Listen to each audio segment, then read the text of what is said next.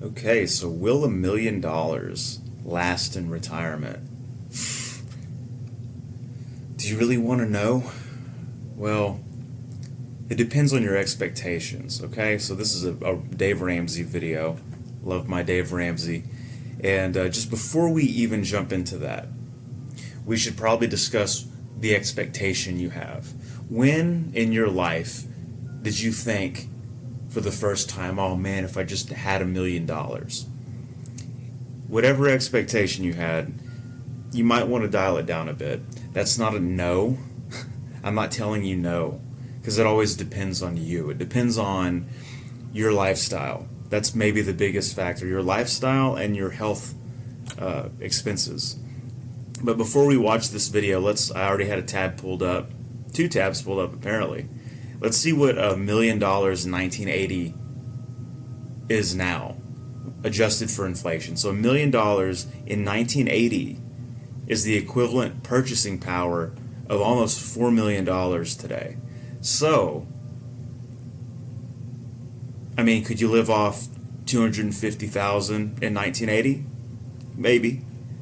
But you're going to have to scale it back. If you had the Scarface retirement plan in mind, you might need to dial it back a bit. But let's watch Dave Ramsey. Let's see what he thinks about $1 million lasting in retirement. Brought to you by the EveryDollar app. Start budgeting for free today. This question comes from Thomas in Colorado. He says, I'm struggling to know how much we actually need to retire. I'm 54 and currently have $1.4 million in a 401k, which sounds like a lot to me, but I don't In Colorado, you need 3. Sorry. actually know how fast we'll burn through that. What's the best way to know how much I'll actually need? So I'm thinking about the goal. You don't want to burn through your nest egg, right? Well, yeah, that's a no-brainer, but some considerations I don't think they talk about in this. We'll see. They might bring it up. But a lot of it depends on where you live. You know, what's 1.4 million? What kind of clout is that going to get you in town? If you live somewhere like Colorado, not a lot. You have so much high-end engineering industry out there that, I mean, who doesn't have $4 million in Denver? Maybe out in the country. Again, we're not just talking states here. We're talking city. We're talking habits. How much do you spend on your life? Can you live off? If I have 2 clients come in and they both have 1.4 million, for example, and the minimum, the bare bones, the beans and rice budget for client A, and this isn't uncommon, even here in Southeast Texas, around Houston, the average monthly expense rate of some retirees is north of $10,000 a month. I don't even know how you do that. I could figure it out if I had 1.4 million. I'm sure I could figure that out. But if your expense rate is north of 10,000, which is not uncommon, you're going to have a hard time on $1.4 million. Not that it can't be done, especially if you have a pension, especially if you got good Social Security. It can be done, but it's going to be a squeeze. On the other hand, I have some country clients, some good old boys, and they have the same amount of money, but it only costs them $6,000 a month to live, beans and rice. That's not counting extravagant expenses, though I guess you could get to the nitty-gritty and maybe find some. So it's really is 1.4 million enough to retire on? I think is a flawed question. You should be asking, start with your expenses and then reverse engineer it based on your savings. Right? You want to have it invested in such a way that you're able to live off of the interest and not really touch the nest egg is what I would say. That would be nice. So that would be my first thought. Why doesn't everybody just do that?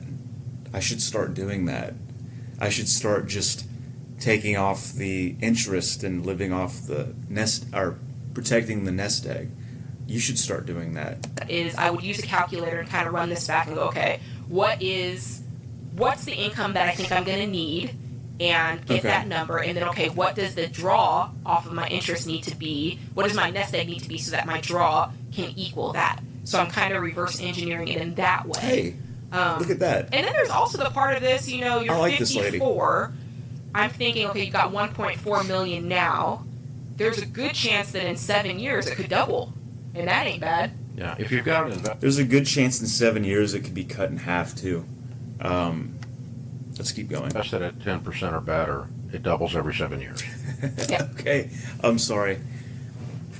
I love Dave Ramsey. I don't listen to his investment advice a lot, but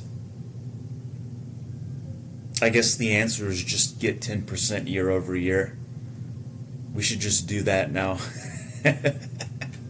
It's a lot easier said than done, man. If everyone, like, I'm going to start prescribing people that advice when clients come in and ask me if they can retire. I'm just going to tell them just make 10% a year and you'll be fine. Yeah, 10% or better. Yep. So at 61, if you're invested in good mutual funds, you're going to have 2.8. Mm-hmm. And at 68, you're going to have $5.5 million. Now there is See, inflation. my problem with this, and I don't hate to keep pausing it because I don't want to make this a 20-minute video. My problem with this, though, is there's so many assumptions being made here. Like, just get 10%. That's easy. Easy peasy. Step one, secure 10% interest year over year for 7 more years.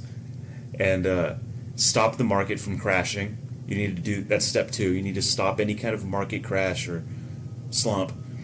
And step 3 is just live off the interest, and you have too much money. You're going to have to figure out how to leave your children less money. Inflation to play into that. I'm just talking about. I'm not talking about inflation. Just actual adjusted. dollars. I'm just saying that if you're making 10%, it doubles every 7 years. A lump sum does. Mm-hmm. That's if you're adding nothing to it. Okay, so at 68, that's what you would have if you don't touch this. Now, if you got to You really want to retire at 68? I'm not trying to put words in his mouth. I know what they mean. They're just giving you a calculation and an example. My question is, with this calculation, this example, because I like to under promise, over deliver if I can, if it can be done. This is a huge over promise. Because if it weren't, then why doesn't everybody just do this? retirement, all you had was 1.4 million. Mm-hmm. Then how would you calculate if that's enough?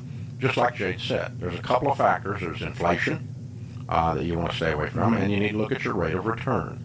So if you're invested in good growth stock mutual funds that are averaging what the stock market has averaged, the stock market has averaged 11.8% since it began, the Standard & Poor.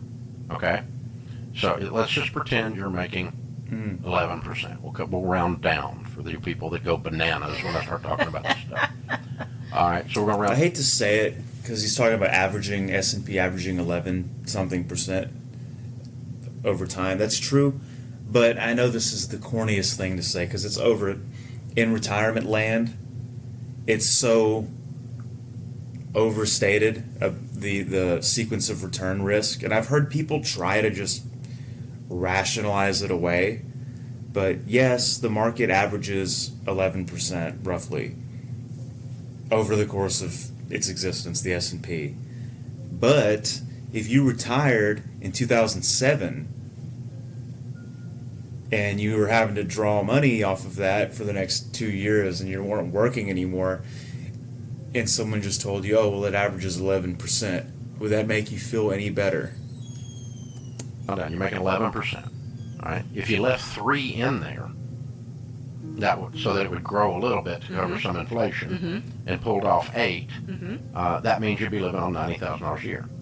8% of 1.4. Right? With no debt? Yeah. And so, can you do that? That's the question. And if you can do that in today's dollar, I'm sorry, that's so unrealistic. What Dave is saying here, I don't know if it needs to be restated. He's saying just make 11%, leave 3 in, live off 8, and you're good. Stuff like the 4% rule, they're just benchmarks. They're not scientifically proven. There's been some studies and some papers on them, but even 4% rule, just take out twice as much and make almost 3 times as much, and you'll be okay. It just doesn't happen like that. That's not how the world works. That's not how 11% average doesn't mean 11% every year. And you got to time things, and you still have to risk mitigate. You have to still watch yourself, because if you're on the wrong beat of a financial cycle, if you're on the wrong beat of a financial cycle's rhythm, I'm going to start saying that, and clutching your statement and saying that it's going to get 11%, that ain't going to make it so. If the market goes down at the wrong time, then it means nothing. What he's saying here means nothing. If you didn't have any protection, you'd be like, well, Dave Ramsey said put it in a mutual fund and just live off the make 11% or 11 to 13% and live off 8. No, man, that's not how it works. First, you can do that in tomorrow's dollars, because if you leave this alone, because it will have grown that much more. That's right. All right, and so if you did that, the account is growing by 3% a year if it averages an 11% rate of return. Also, this is almost as unrealistic as me giving a single 20-year-old man the advice of whatever your expenses are right now at 20 years old. Let's say maybe like $500 a month, food, gas, all that, living at home with your parents, just to maintain those expenses through your life and save, and you'll have so much money. Just don't ever add to your expenses. Don't have a spouse, don't have children, don't buy a home, don't have to upgrade your car, don't buy insurance. Like, it's just like, yeah, that would work perfectly if me in 2025 right now had the same expenses I had in 2019, I would be living like a sultan. I would have a big hat, and I'd probably have a gold Jeep. But you can't do that. And to tell people to just rely on an 11% return and live off 8 as if that's some kind of guaranteed thing that happens is, I don't know, man. It's just as realistic as me telling you to keep your teenage expenses throughout your whole life and just keep upgrading your job. An average salary pays $70,000 a year in 2025. An average 20-year-old's expenses are about $500 a month.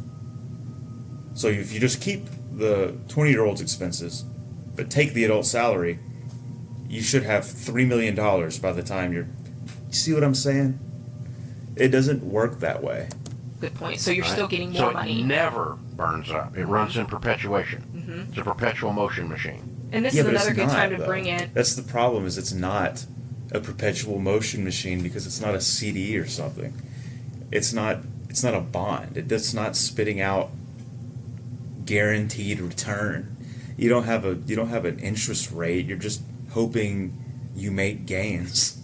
And why we think and teach that it's so important to be debt free with a paid for home at retirement, because you don't have any bills, you don't need as much money to live on. Yeah. That's another thing in retirement to consider. What you just said is important. You don't have as many bills. So once you leave the workforce, you're not contributing to a 401k anymore, and your tax rate is going to go down probably, unless you, I don't know, you have to somehow up your income substantially in retirement to not make your expenses go down. So with that in mind, that is correct. That's another way to make $1 million last, is you could just lower your expenses. You could just not buy a new F-250 every 2 years. And then that keeps you from doing this. But let's say you start stepping on it, okay? Mm-hmm. And you step on the principal $100,000 a year. Well, you'll still be all right. You got a 14-year burn rate. Mm-hmm. So from when are we going to start that? At 70, that takes you to 84. Mm-hmm.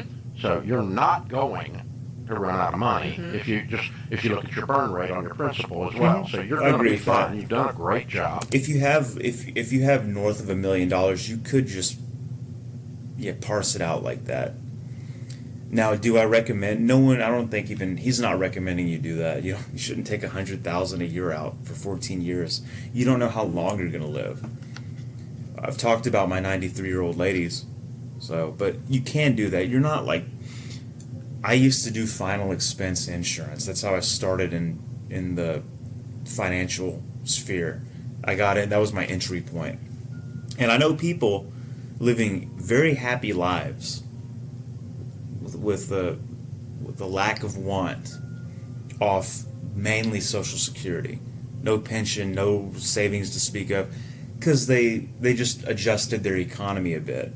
It sounds terrible when you say it, and you're used to the new F-250 every 2 years, and I have to have my Lincoln. I got to get a new one. The new one has CarPlay. Like, I get it. It sounds terrible, but you can, contrary to some belief, you can live a happy, debt-free, relaxed retirement with less than $1 million. It can be done with adjustments, but that's not what we're trying to do. Now, the trick is, what I would suggest is we keep earning a living and leave this money alone, and let's let it double a couple more times before we start. I agree with that. Then you can pull off, Again, 200. the doubling is a bold assumption, but I don't disagree with what he's saying. You should retire as soon as you can. You should make your life yours. But if it's irresponsible to do so, if you have 1.4 million, and let's just say this guy lives in Denver, Thomas out of Colorado. If you have 1.4 million and you live in Denver and you're 55 and you want to retire right now, but you're not willing to move out to the country, I would call that irresponsible. $1,000 a year. That's right. You're sitting on $5 million instead of $1 million. It's a whole different equation, dude. And again, good growth stock mutual funds. We suggest I split my personal 401k. Jade does too. Among 4 types: growth and income, aggressive growth, and international. That's great. And over the last 30 years, my little portfolio of that has averaged over 12, most years over 13%. Wow, Dave, that's great. But I mean, it's not really hard to beat the S&P. The S&P is It's the crazy average that there's of the no market. disclaimer in So, here. what do you want? That's I always kind of want to be 11% above isn't average. guaranteed Hello. returns. You know, I mean, that's try to beat it a little bit. But you stay in that north of 10, and you draw in that 7 or 8 range. You're going to bump up and cover inflation as you go along. Now, just never make less than 10%. some of the wonky. I can't get over that. I'm sorry. Certified financial Pharisees types, they go bananas on that calculation. But here's the thing that I try to get people to remember is when we've done studies of people that win with retirement, none of them won with retirement because of some nuanced understanding of 12B1 fees or some discussion about 11.8 versus 12.3 or 10.2. That none of that caused them to retire well. What caused them to retire well is they actually put money in the freaking 401k. Okay, so that's crazy what he did right there. I agree with both of those things in a way that I don't agree with. For part one, he's saying you shouldn't really worry about the nitty-gritty of fees, and you shouldn't worry about your return. But he's saying you shouldn't worry. He's like 10%, 12%, whatever. Don't worry about it. You're going to be fine. But what about if you don't get 10% to 12%? What if you get 2%? And what if you get a negative return? He's not talking about that. And then he says what you should do is contribute to a 401k. Of course you should. He's correct. He's correct on both of these things, but he's making this, it's like a sleight of hand almost. It's don't worry about my fees. Just worry about making 10 to 12%. And don't even worry about all that. Just worry about contributing. It's like, oh man, like yes, if your net of fee return is really what matters. As long as you're getting as long as you're well in the green, beyond what you could get in a different fund, net over fees, yes, the fees don't matter. That's true. And I don't know. That blows my mind right there. That's a crazy...